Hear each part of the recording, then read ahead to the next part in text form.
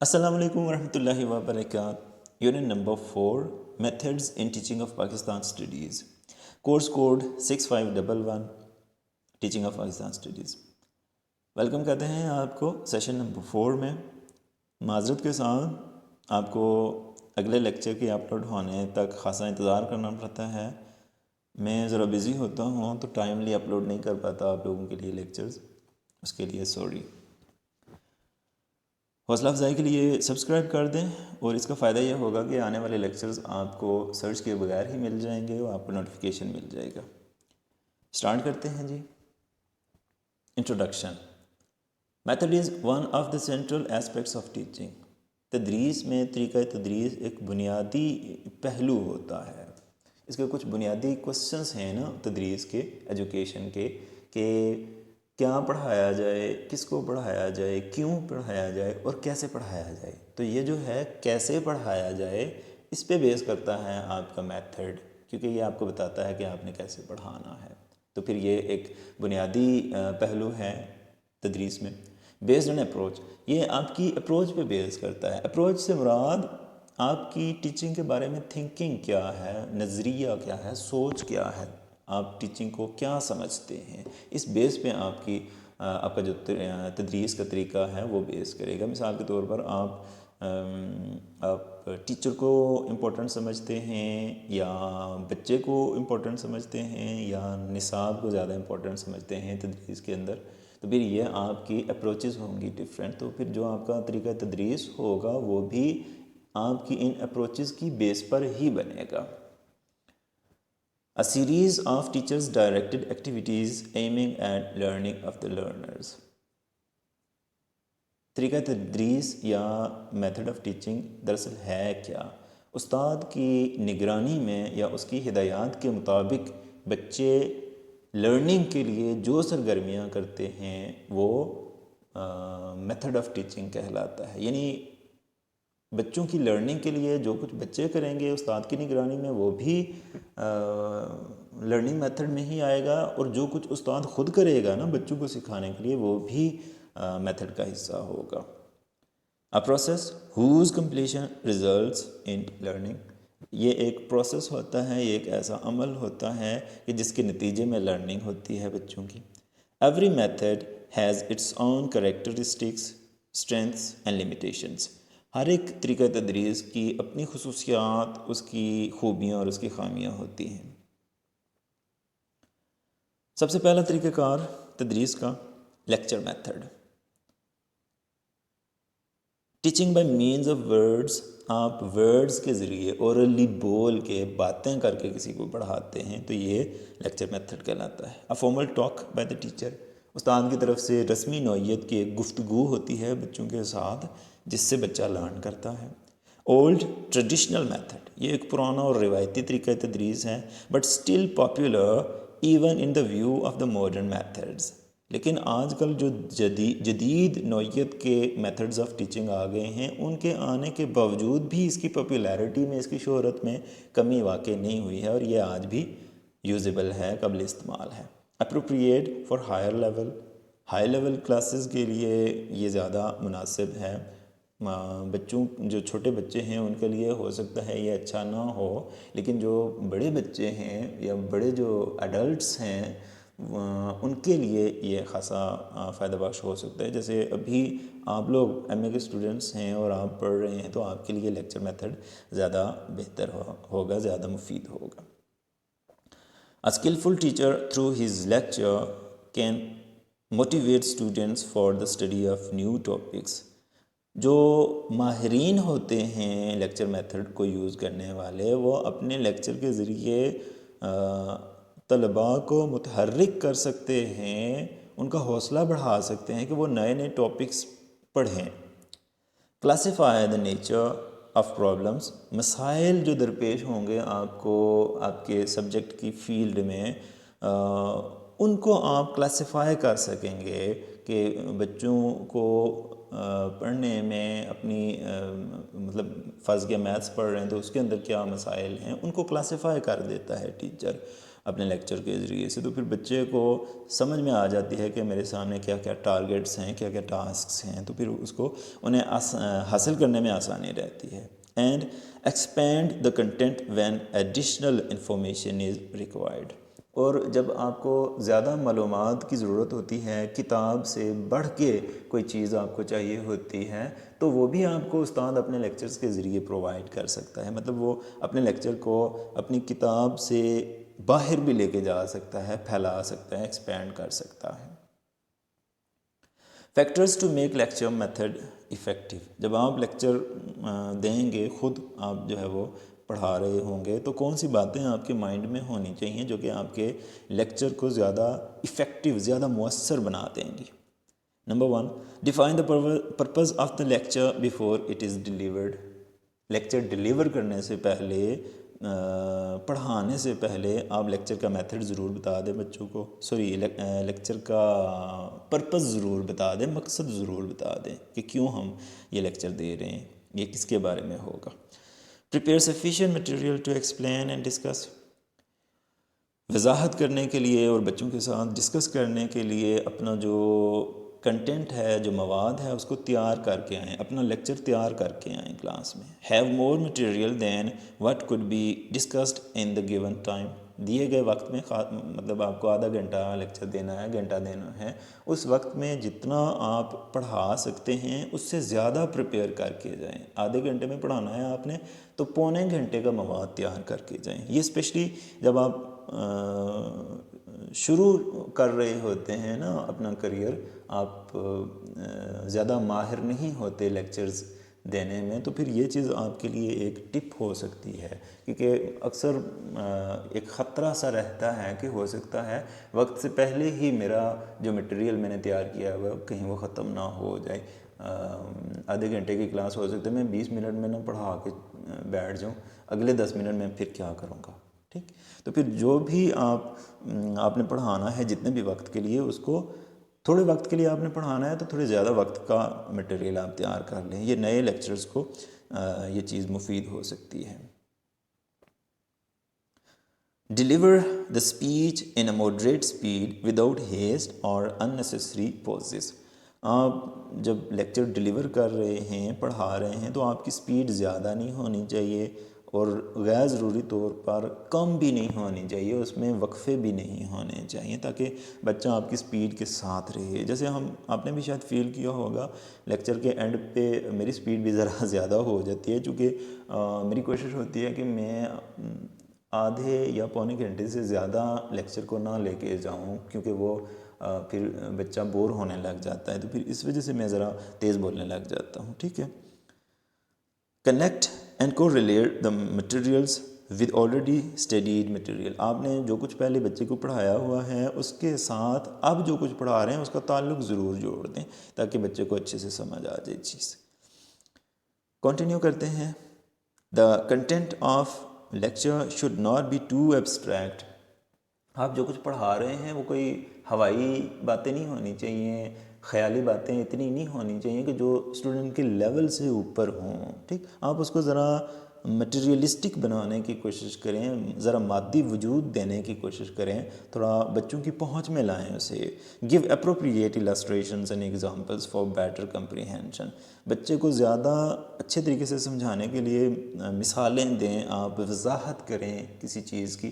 جتنی آپ وضاحت کریں گے اور جتنی زیادہ آپ مثالیں دیں گے نا، اتنی کنکریٹلی بچے کے مائنڈ میں وہ جو ایبسٹریکٹ کانسیپٹس ہیں وہ اچھے سے بیٹھ جائیں گے، وہ ان کو سمجھ جائے گا اور اس کی جو ایبسٹریکشن ہے وہ ذرا کم ہو جائے گی، اس کی جو مشکل ہے وہ ذرا کم ہو جائے گی. Adapt variation in the style of presentation. آپ بات کرنے کے اسٹائل میں تھوڑی بہت تبدیلی لائیں، مطلب آپ کا رائز اینڈ فال، آپ کا لب و لہجہ، ٹون، بولنے کا اسٹائل، اس میں تھوڑی بہت ویریشنز رکھیں. کیونکہ بچہ جو ہے نا لیکچر میں بور بہت جلدی ہو جاتا ہے. ابھی 5-10 منٹ گزرتے ہیں نا، اس کے بعد آپ بور ہونا شروع ہو جاتے ہیں، کیونکہ ایک ہی بندہ ایک ہی طریقے سے لگاتار آپ کے کان کھائے جا رہا ہے، تو پھر آپ کو ذرا بورڈم فیل ہونے لگ جاتے ہیں. تو پھر آپ اپنی آواز میں تھوڑی بہت ویریشنز لانے کی کوشش کریں. Avoid much of movement during the lecture. Lecture کے دوران زیادہ موومنٹ سے گریز کریں، مطلب چلنے پھرنے سے گریز کریں. یہ بھی اس کے اوپر دو نظریات ہیں. کچھ اسکالرز کہتے ہیں کہ آپ زیادہ نہ موو کریں کلاس میں، گھومیں پھریں نہ لیکچر کے دوران. کچھ یہ بھی کہتے ہیں کہ گھومنا پھرنا، موو کرنا بہتر بھی ہو سکتا ہے. بہرحال یہ آپ اپنی، اگر آپ کو لگتا ہے کہ بہتر ہے تو پھر آپ موو کریں، اور اگر آپ کو لگتا ہے کہ نہیں ہے تو پھر نہ کریں. مطلب اس کے اوپر دو رائے ہیں. اچھا، کیپ دا آڈینس الائیو، اپنے جو سامعین ہیں ان کو جگائے رکھیں. کہ پہلے بھی ہم نے بات کی نا کہ بچہ بور ہو جاتا ہے لیکچر کے دوران، تو اس بورڈم کو کل کرنے کے لیے آپ اسٹوڈنٹس کو جگائے رکھیں. کچھ کوسچنز کر لیں، کوئی لطیفہ سنا دیا، کوئی ہنسی مذاق کر لی، ٹھیک ہے.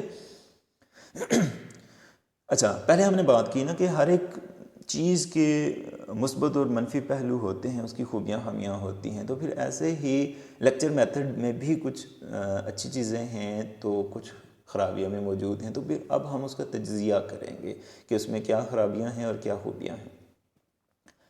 Useful when the number of the students is large, جب زیادہ تعداد میں بچے ہوں تو پھر یہ مفید ثابت ہوگا.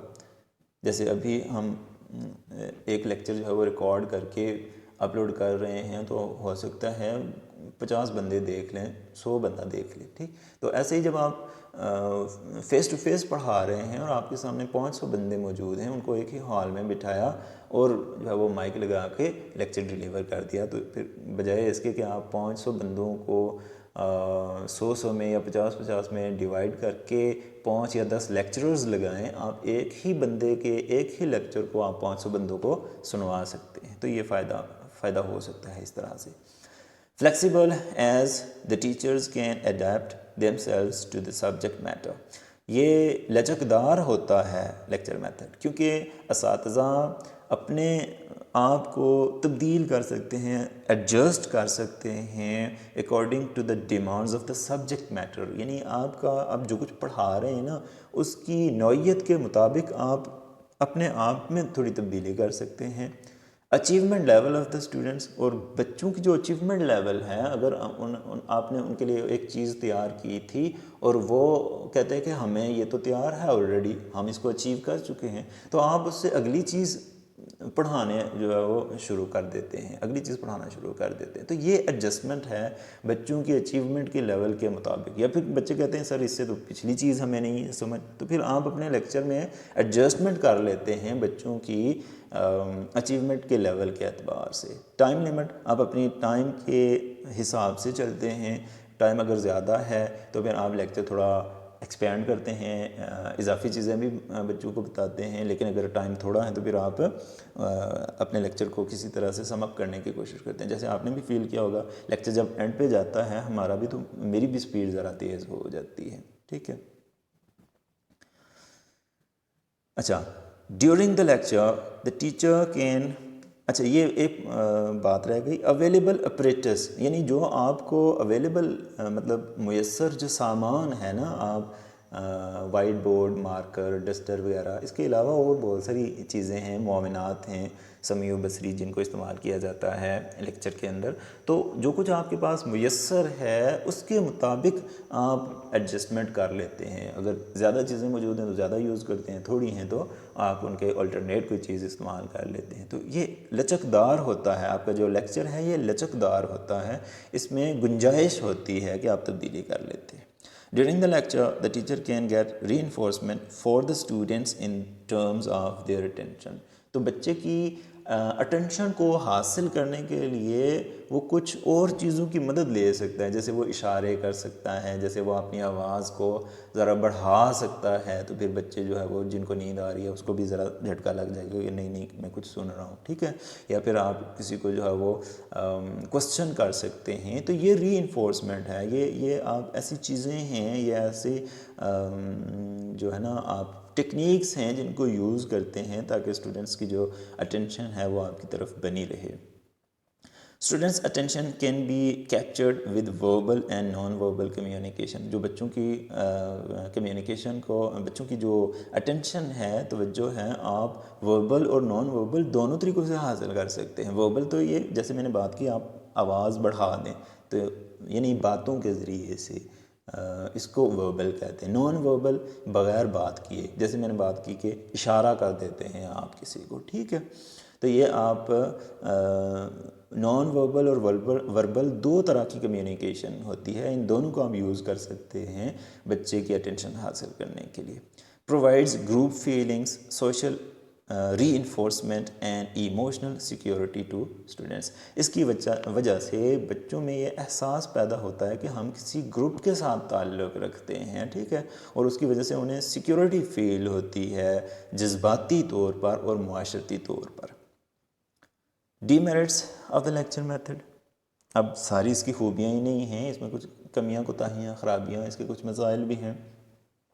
Number 1، its extensive use tends to substitute the teacher for students.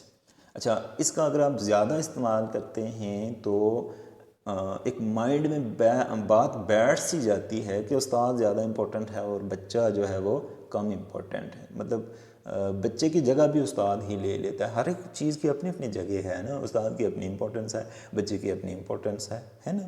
تو بچہ استاد کی جگہ نہیں لے سکتا، استاد بچے کی جگہ نہیں لے سکتا، دونوں کی اپنی جگہ ہے. لیکن جب آپ زیادہ اس کو یوز کرتے ہیں تو پھر استاد ہی استاد رہ جاتا ہے کلاس میں، بچے کا تو کہیں وجود ہی ختم ہو جاتا ہے. صحیح ہے. Any extensive use of the lecture method tends to substitute the teacher for the text book.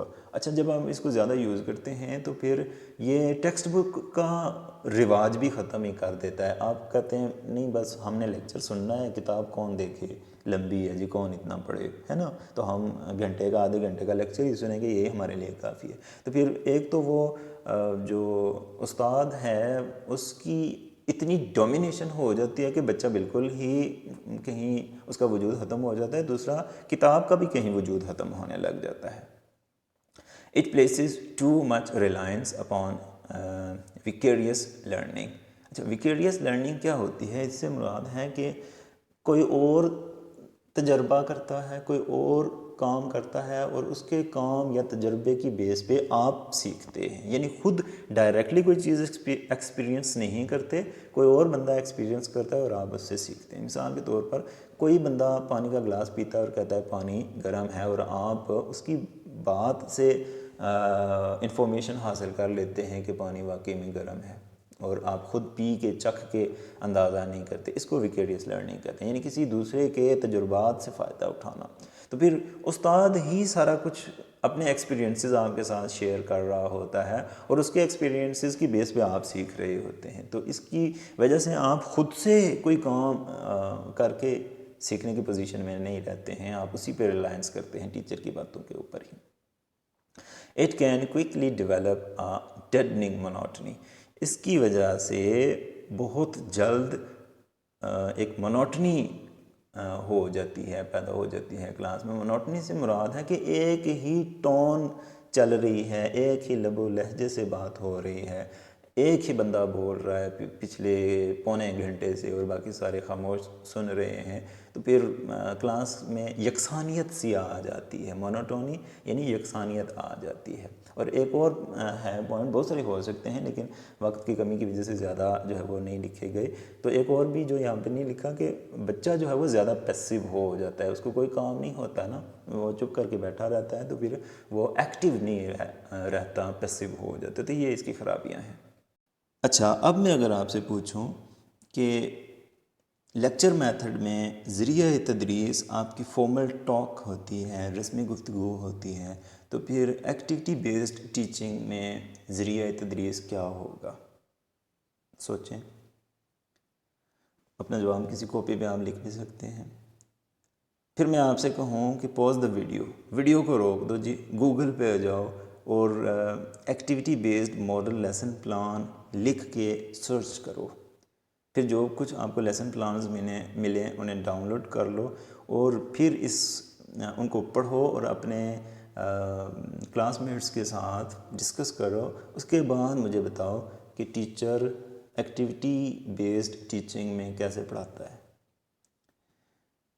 پھر میں آپ سے کہوں کہ ایک لیسن پلان بنا لو ایکٹیویٹی بیسڈ ٹیچنگ کے حوالے سے یعنی ایکٹیویٹی بیسڈ ٹیچنگ میتھڈ کو یوز کرتے ہوئے آپ ایک لیسن پلان بناؤ کسی بھی ٹاپک کے اوپر.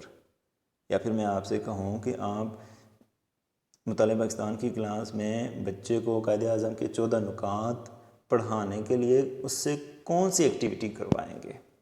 ٹھیک، اگر میں آپ کو اس طریقے سے پڑھا رہا ہوں کہ آپ کو ہی کچھ کام کرنے کو کہہ رہا ہوں، خود زیادہ کام نہیں کر رہا ہوں، خود تھوڑا کام کر رہا ہوں اور زیادہ کام آپ سے کروا رہا ہوں اور وہ آپ کام کر رہے ہیں اور اس کے نتیجے میں آپ کچھ سیکھ رہے ہیں، تو پھر یہ جو طریقہ تدریس ہے میرا، یہ ایکٹیویٹی میتھڈ کہلائے گا. صحیح ہے. اب جو ہے نا آگے چلتے ہیں ہم اور دیکھتے ہیں کہ ایکٹیویٹی میتھڈ ہوتا کیا ہے. ابھی میں نے بات کی نا کہ فارمل ٹاک ہوتا ہے ذریعہ تدریس لیکچر میتھڈ میں، تو پھر ایکٹیویٹی بیسڈ ٹیچنگ میتھڈ میں ذریعہ تدریس ایکٹیویٹی ہوگا. صحیح ہے. اور جو میں نے بات کی تھی کہ ٹیچر کیسے پڑھاتا ہے ایکٹیویٹی بیسڈ ٹیچنگ میتھڈ کے اندر، تو پھر وہ ایکٹیویٹی کروا کے بچوں کو تو اس ذریعے سے ان کو سکھاتا ہے، پڑھاتا ہے. اور جو قائد اعظم کے 14 نکات کی بات ہم نے کہی تھی، تو آپ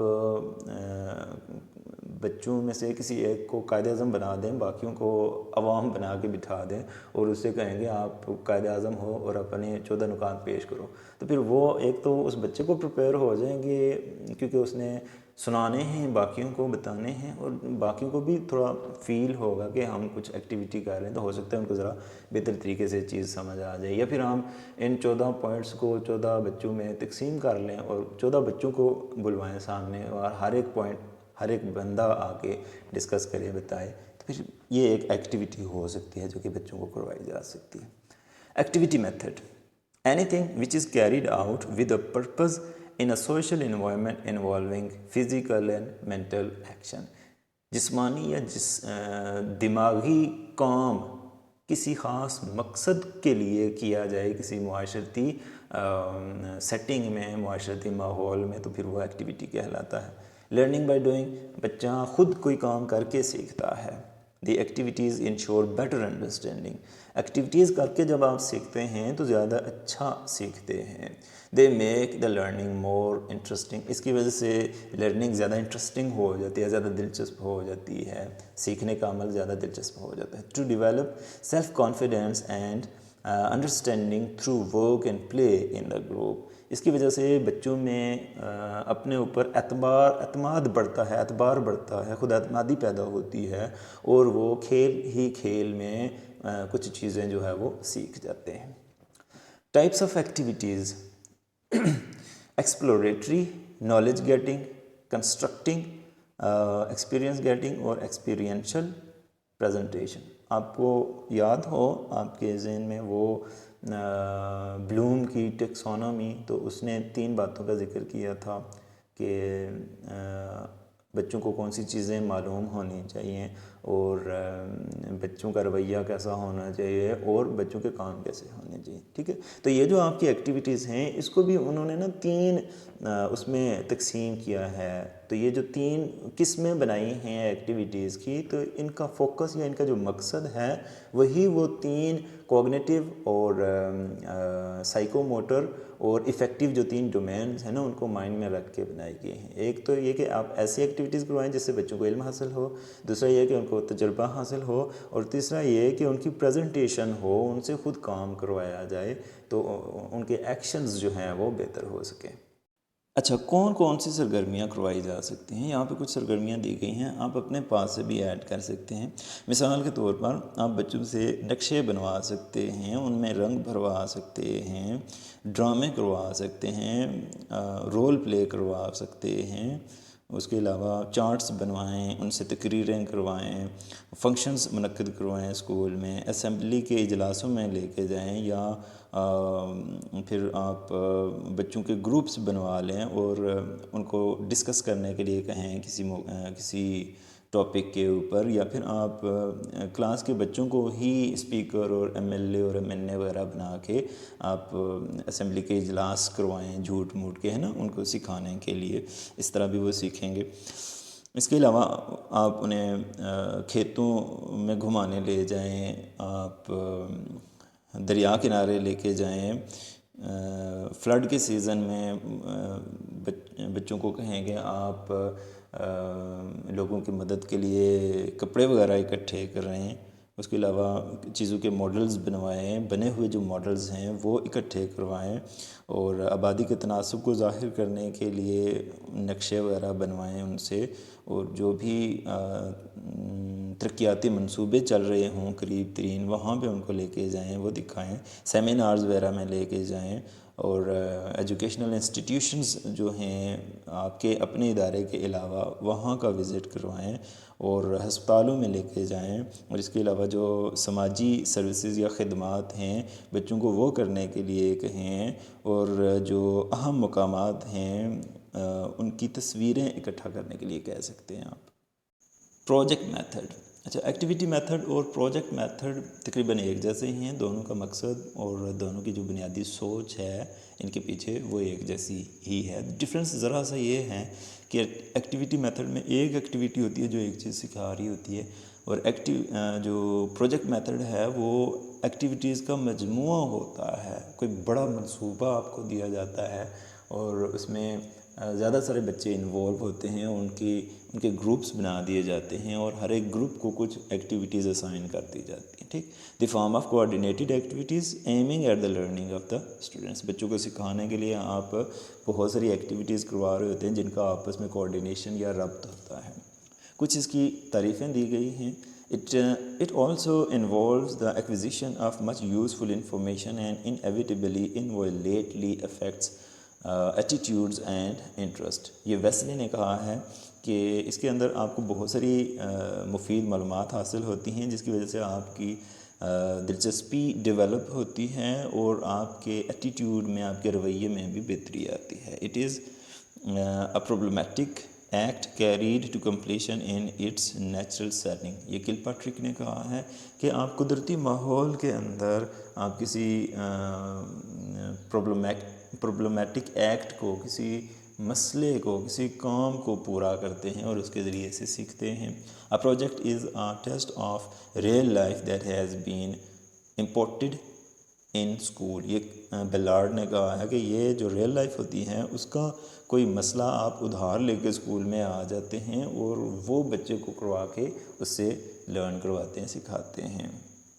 کریکٹرسٹکس، اس کی خصوصیات کیا ہیں پروجیکٹ میتھڈ کی؟ یہ ایک نیا طریقہ تدریس ہے جو ٹیچنگ یا تدریس کو ایک نئے زاویے سے دیکھتا ہے۔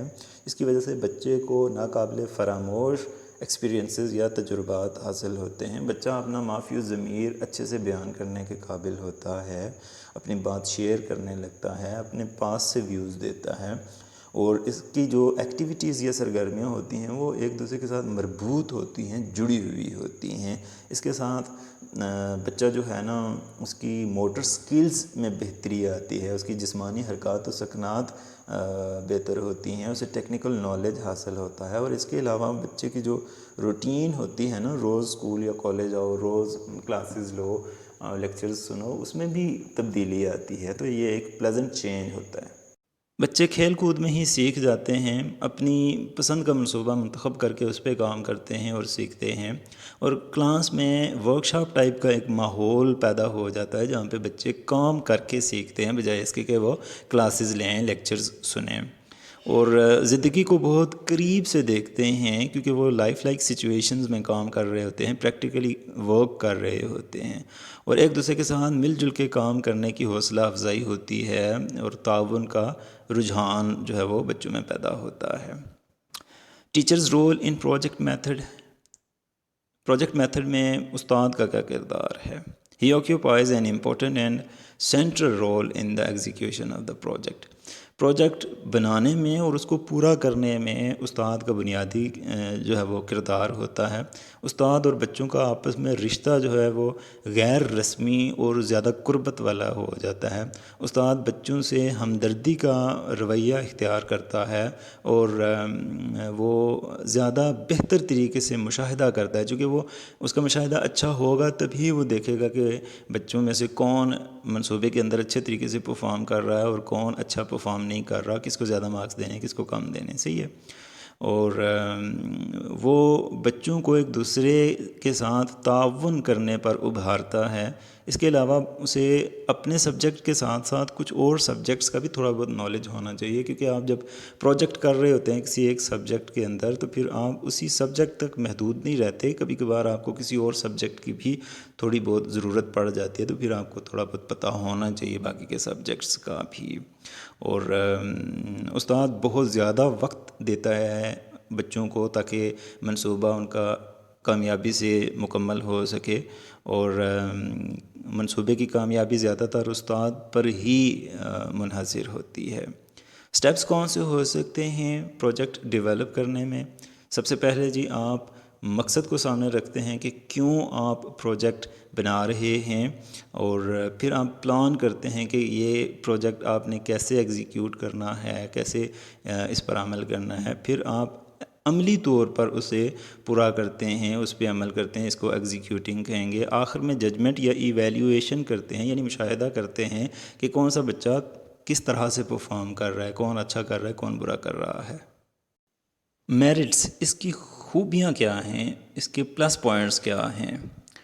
یہ لرننگ کے نفسیاتی اصولوں کے مطابق ہیں۔ بچہ آزادی محسوس کرتا ہے، اور بلوغت کے نفسیاتی نظریات کے مطابق ہیں۔ بچہ ایک دوسرے کے ساتھ تعاون کر کے معاشرے میں دوسروں کے ساتھ مل جل کے رہنے کی اقدار اور روایات سیکھتا ہے، اور معاشرے میں خود کو ایڈجسٹ کرنے کے قابل ہوتا ہے، دکھاوے اور ریاکاری سے محفوظ رہتا ہے، جمہوری طریقہ انداز اپناتا ہے، اور عملی طور پر مسائل کو حل کرتے ہوئے چیزوں کو سیکھتا ہے۔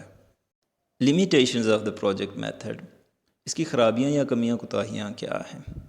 اس میں لرننگ جو ہے وہ بے ترتیب اور حادثاتی ہوتی ہے، کسی ترتیب کے ساتھ آپ کچھ لرن نہیں کرتے۔ مطلب کہ آپ بچے کو چند منصوبے اس کے سامنے پیش کرتے ہیں، ان میں سے کوئی ایک منصوبہ کر لو، تو وہ ایک سلیکٹ کر کے اس پہ کام کرتا ہے، تو اس کے اندر جو کچھ چیزیں وہ سیکھتا ہے وہ تو سیکھتا ہے، لیکن جو منصوبے وہ چھوڑ رہا ہے ان میں جو کچھ اس نے سیکھنا تھا وہ نہیں سیکھ پاتا، تو پھر اس کی جو لرننگ ہے وہ بے ترتیب ہوتی ہے اور حادثاتی نوعیت کی ہو جاتی ہے۔ اس میں بہت زیادہ امپورٹنس دی جاتی ہے ایکٹیو لرننگ کو، لیکن استاد اور شاگرد کے درمیان جو بات چیت ہوتی ہے وہ ختم ہو کے رہ جاتی ہے۔ قدرتی طور پر جو ہے نا استاد جو کچھ سکھاتا ہے، بتاتا ہے، پڑھاتا ہے، وہ علم جو ہے وہ استاد سے بچے کو منتقل ہو رہا ہوتا ہے، لیکن ہم اسے اس کمیونیکیشن کو ذرا کمزور کر دیتے ہیں، اور بچہ تصور کی طاقت کے ساتھ خود کوئی کام سر انجام دیے بغیر، ایکسپیرینس کیے بغیر، کسی اور کے ایکسپیرینس سے فائدہ اٹھا کر کسی نتیجے پر پہنچ سکتا ہے، لیکن ہم قوت تصور کو، قوت تخیل کو بھی کمزور کر دیتے ہیں اس ٹیچنگ میتھڈ کے ذریعے سے، پروجیکٹ میتھڈ آف ٹیچنگ کے ذریعے سے۔ اسکولوں میں نصاب بھی ایک خاص وقت کے اندر مکمل کرنا ہوتا ہے، لیکن منصوبہ کمپلیٹ کرنے کے چکر میں ہمارا نصاب جو ہے وہ بیچ راستے میں رہ جاتا ہے۔ جو کچھ مٹیریل اس میں یوز ہوتا ہے وہ یا تو مشکل سے ملتا ہے یا پھر مہنگا ہوتا ہے۔ جو عام بچے ہیں، ایوریج یا بلو ایوریج بچے ہیں، ان کے لیے تو یہ منصوبے کے ذریعے سے پڑھانا فائدہ بخش ہو سکتا ہے، لیکن جو زیادہ ذہین اور فطین بچے ہیں وہ اس کو ایک بے فائدہ چیز سمجھتے ہیں کہ وہ کسی کے بتانے سے جو چیز سمجھ سکتے ہیں اس چیز کو سمجھنے کے لیے وہ ایک لمبا چوڑا منصوبہ کریں، یہ ان کے لیے ایک فالتو چیز نظر آتی ہے۔ اور اگر آپ اس کو منصوبے کو اچھے طریقے سے ہینڈل نہیں کرتے تو پھر بچوں کی لرننگ میں بھی گیپس رہ جانے کا خطرہ ہوتا ہے۔ کچھ منصوبے بچوں کی قابلیت سے بھی ماوراء ہوتے ہیں، ان کی پہنچ میں ہی نہیں ہوتے، وہ ان کو کر ہی نہیں پاتے، ان کی سمجھ میں ہی نہیں آتے۔ اس کے علاوہ ہمارے اسکولوں میں اس طریقہ تدریس میں استعمال ہونے کے لیے نامناسب بلڈنگ ہوتی ہے، نہ سامان ہوتا ہے، نہ ہمارے اساتذہ اس طرح سے ٹرینڈ ہوتے ہیں کہ وہ اس کو یوز کر سکے، تو یہ بھی ایک پریکٹیکلی ایک پرابلم ہو جاتا ہے۔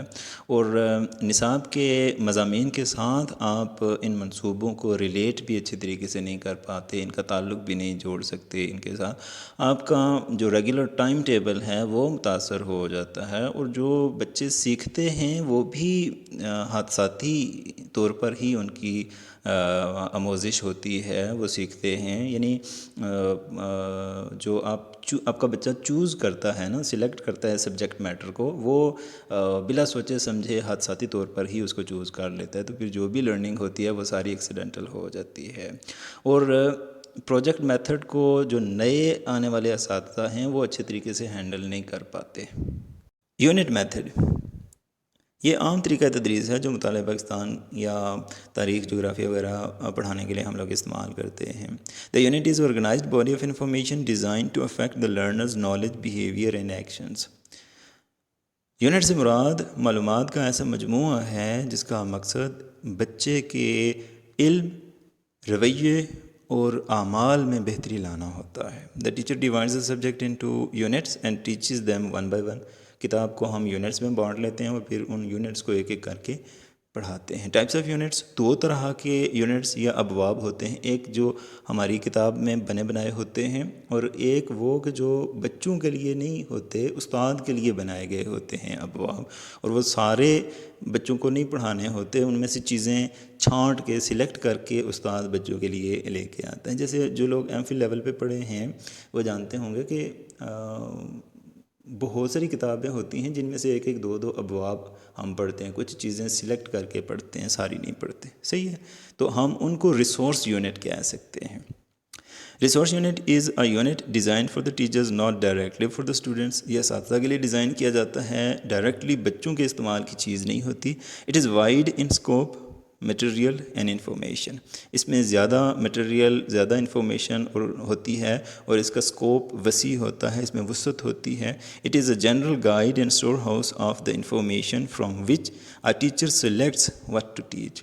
اور اس کے اندر جو معلومات موجود ہوتی ہیں ان میں سے استاد چھانٹ کے بچوں کو چیزیں پڑھاتا ہے. ٹیچنگ یونٹ جو ہماری بکس میں عام طور پر یونٹس بنے ہوتے ہیں وہ ٹیچنگ یونٹ ہی ہوتے ہیں.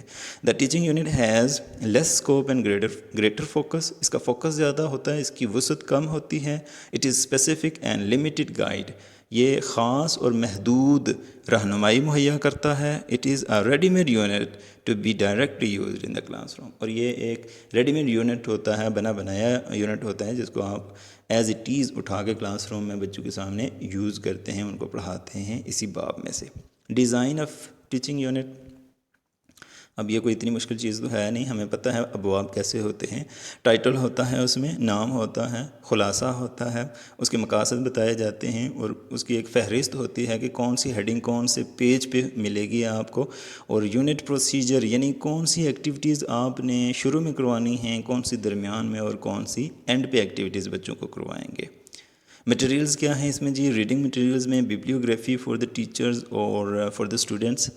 اساتذہ کے لیے حوالہ جات الگ سے اور بچوں کے لیے بھی حوالہ جات ہوتے ہیں کہ یہ کہاں سے آپ نے چیز کوٹ کی ہے، کون سی بک میں سے آپ نے اپنے باب میں یہ چیز شامل کی ہے. اور یہ ویژول ایڈز، سمیع و بصری معاونات کون سی آپ یوز کرتے ہیں ان ٹرمز آف آبجیکٹیوز. کون سے مقاصد کے لیے کون سی سمیع و بصری معاونات آپ استعمال کریں گے، یہ بھی آپ کو بتایا جاتا ہے. Specific test and measuring instruments, اور آپ کو بتایا جاتا ہے کہ کیسے آپ نے بچوں سے ٹیسٹ لینے ہیں. اینڈ پہ مشق ہوتی ہے نا، سوالات بنے ہوئے ہوتے ہیں، تو وہ میجرنگ انسٹرومنٹس ہی کہلاتے ہیں. انفارمل ایویلیویشن ٹیکنیکس، اور کچھ ایسی بھی ٹیکنیکس بتائی جاتی ہیں آپ کو جو غیر رسمی ہوتی ہیں بچوں کو چیک کرنے کے لیے. ٹیکسٹ بک میتھڈ، کتابی طریقہ تدریس. یونٹ میتھڈ اور ٹیکسٹ بک میتھڈ ایک ہی طرح کے میتھڈز ہیں کیونکہ یونٹ بھی کتاب ہی کا حصہ ہوتا ہے. جب آپ یونٹ بیسڈ ٹیچنگ کرتے ہیں تو کتاب ہی کو فالو کر رہے ہوتے ہیں. A teaching procedure in which an understanding of the textbook is the main objective. یہ ایک ایسا طریقہ تدریس ہے جس میں کتاب کی سمجھ ہی بنیادی مقصد ہوتی ہے. In fact, it is the main source of knowledge for the teachers as well as for the students. یہ اساتذہ اور طلبہ دونوں کے لیے علم کا بنیادی ذریعہ ہوتی ہے. All their activities revolve around the prescribed textbook. ان کی ساری سرگرمیاں کتاب کے گرد ہی گھومتی ہیں. اس کے علاوہ انہیں ایک آسان مواد مہیا ہو جاتا ہے کلاس میں پڑھانے کے لیے. کریکٹرسٹکس آف دا ٹیکسٹ بک، خصوصیات کیا ہیں ٹیکسٹ بک کی؟ ان کو ایسے طریقے سے مرتب کیا جائے کہ یہ کورس کے مقاصد کو حاصل کرنے میں مددگار ثابت ہو سکیں. تحقیق کے ساتھ مرتب کی جائیں کتابیں، بچوں کی قابلیت اور ان کی بلوغت کے مطابق ہوں، بچوں کی دلچسپی کے مطابق ہوں، ان کی ترتیب سادہ اور واضح ہو اور ان کی سمیع و بصری معاونات مددگار ثابت ہوں ٹیچنگ لرننگ کے پروسیس میں۔ Advantages of the text book, فوائد کیا ہیں اس کے؟ It furnishes an adequate account of the subject, یہ آپ کو سبجیکٹ کے بارے میں اچھی خاصی معلومات مہیا کر سکتی ہے اور آئیڈیاز یا تصورات و نظریات کو مربوط طریقے سے بچوں کے سامنے پیش کرتی ہے۔ یہ اس بات کی بھی کوشش کرتی ہے کہ بچوں کی قابلیت اور ان کی جو لمیٹیشنز ہیں ان کو مد نظر رکھتے ہوئے ان کی ضروریات کو پورا کیا جائے۔ اس کی وجہ سے بچے ریڈنگ کے قابل ہو جاتے ہیں، مطلب ان میں پڑھنے کی قابلیت پیدا ہوتی ہے، تجزیہ کر پاتے ہیں چیزوں کا اور چیزوں کو سمرائز کر پاتے ہیں، یعنی چیزوں کا خلاصہ کرنے کے قابل ہو جاتے ہیں۔ اساتذہ کو پڑھانے کے لیے ایک کامن کور آف کنٹینٹ مہیا ہو جاتا ہے، ایک بنیادی چیز مل جاتی ہے جس کی بیس پہ وہ مختلف چیزیں پڑھا سکتے ہیں۔ It provides the base for specific activities such as assignments, problems etcetera. جو آپ بچوں کو اسائنمنٹس وغیرہ دیتے ہیں، پرابلم سالو کرنے کے لیے دیتے ہیں، یعنی سرگرمیاں کرنے کو دیتے ہیں، وہ سرگرمیاں آپ کو کتاب سے میسر ہو جاتی ہیں، مہیا ہو جاتی ہیں۔ It keeps the teachers and the students on the right track, اس کی وجہ سے اساتذہ اور بچے ایک ہی سمت میں رہتے ہیں۔ Teachers prepare illustrations and other materials in the light of the text بک، اور اساتذہ ٹیکسٹ بک کی روشنی میں ہی اپنی دیگر جو وضاحتیں اور مثالیں ہیں وہ پریپیئر کرتے ہیں، تیار کرتے ہیں۔ ڈس ایڈوانٹیجز، اس کے نقصانات کیا کیا ہیں؟ A textbook cannot possibly encompass the whole field of a subject in a scholarly fashion۔ ہر ایک فیلڈ آف نالج میں بہت زیادہ نالج ہے آج کل، تو اتنے سارے نالج کو ایک ٹیکسٹ بک کے اندر سمونا کوئی آسان کام نہیں ہوگا۔ Therefore, error of detail and interpretation are bound to occur۔ تو پھر ایسی صورتحال میں خطرہ ہوتا ہے کہ آپ کسی چیز کی تشریح یا اس کی جو ڈیٹیل یا تفصیل ہے وہ کم یا زیادہ کر دیں گے۔ The text book is necessarily condensed and summary statement۔ Text book جو ہے سمری اسٹیٹمنٹ ہوتی ہے، یعنی خلاصہ ہوتی ہے بہت پھیلی ہوئی چیزوں کا، تو پھر اس میں الفاظ بہت تھوڑے ہوتے ہیں لیکن آئیڈیاز بہت زیادہ ہوتے ہیں، تو پھر بچوں کو سمجھنے میں تھوڑا مسئلہ ہو سکتا ہے۔ اساتذہ اور بچے خود کو کتاب تک ہی محدود کر لیتے ہیں۔ It formalises the procedure of the teaching, اس کی وجہ سے ٹیچنگ کا جو عمل ہے وہ بہت رسمی سا ہو جاتا ہے، اس میں انٹرسٹ باقی نہیں رہتی، اور کتاب کی وجہ سے بچوں کے جو ذاتی اختلافات ہیں، انڈیویجول ڈفرینسز، ان پہ توجہ ذرا کم ہو جاتی ہے، اور اس کی وجہ سے بچوں میں سمجھنے کی صلاحیت کم ہوتی ہے اور وہ چیزوں کو رٹا لگانے کی طرف، میمورائز کرنے کی طرف زیادہ رجحان رکھتے ہیں۔ سپروائزڈ اسٹڈی، سپرویژن مینز زیر نگرانی، یہ ایک ایسا طریقہ تدریس ہے جس میں استاد اپنے زیر نگرانی بچوں کو نہ صرف کورس کی کتابیں پڑھاتا ہے بلکہ آؤٹ آف کورس کتابیں پڑھنے کی بھی حوصلہ افزائی کرتا ہے تاکہ بچے خود سے پڑھیں اور خود سے لرن کریں۔ دا ایمرجنگ ٹرینڈ، یہ ایک نیا رواج ہے، ایک نیا ٹرینڈ ہے ایجوکیشن کی فیلڈ میں۔ Earlier, the textbook was the only source of knowledge for the students, but in recent times, the magazines, newspapers, internet sources, etc. are regarded not only as related to the course, but as a part of the course itself۔ کوئی زمانہ تھا تو صرف کتاب کو ہی بنیادی ذریعہ سمجھا جاتا تھا بچوں کے لیے معلومات کا، لیکن آج کل اور بہت سارے معلومات کے ذرائع موجود ہیں جیسے اخبارات، میگزینز، انٹرنیٹ سورسز وغیرہ، تو ان کو نہ صرف کورس کے ریلیٹڈ سمجھا جاتا ہے بلکہ خود کورس کا حصہ سمجھا جاتا ہے آج کل۔ Instead of being the whole course, the textbook is now considered a compact and systematic summary of the maximum essentials۔ تو کتاب جو ہے نا ایک مکمل کورس نہیں ہے بچوں کے لیے، بلکہ آج کل اسے ایک سمری، ایک خلاصہ سمجھا جاتا ہے ان ضروری چیزوں کا کہ جو بچوں کے لیے سیکھنا ضروری ہیں لیکن وہ کورس کی کتابوں سے باہر ہیں۔ تو اگر بچہ سمری پڑھے گا کسی چیز کی تو وہ ذرا کم سیکھے گا، لیکن جن چیزوں میں سے، جن کتابوں میں سے وہ سمری تیار کی گئی ہے اس کے لیے، اگر وہ خود وہ کتابیں پڑھے گا تو زیادہ لرن کرے گا. So the students are encouraged to read the out of course books under the supervision of the teachers. تو پھر بچوں کی حوصلہ افزائی کی جاتی ہے کہ وہ استاد کی زیر نگرانی آؤٹ آف کورس کتابیں پڑھیں. The objectives of supervised study. مقاصد کیا ہیں سپروائزڈ اسٹڈی کے؟ اضافی معلومات دینا، بچے کی دلچسپی ابھارنا، مطالعے کا ذوق پیدا کرنا، پلس مائنس پوائنٹس کا اندازہ لگانا، کن چیزوں میں بچہ اسٹرانگ ہے، کن میں ویک ہے، انفرادی تضادات کا خیال رکھنا. Rules for supervised study. کچھ اصول ضابطے کیا ہیں سپروائزڈ اسٹڈی کے؟ سب سے پہلے کتاب کا خلاصہ پڑھ لیں، پھر چیپٹر کے مین جو عنوانات ہیں، اس کی جو ہیڈنگز ہیں وہ پڑھیں، اور پھر چیپٹر کا بغور مطالعہ کریں.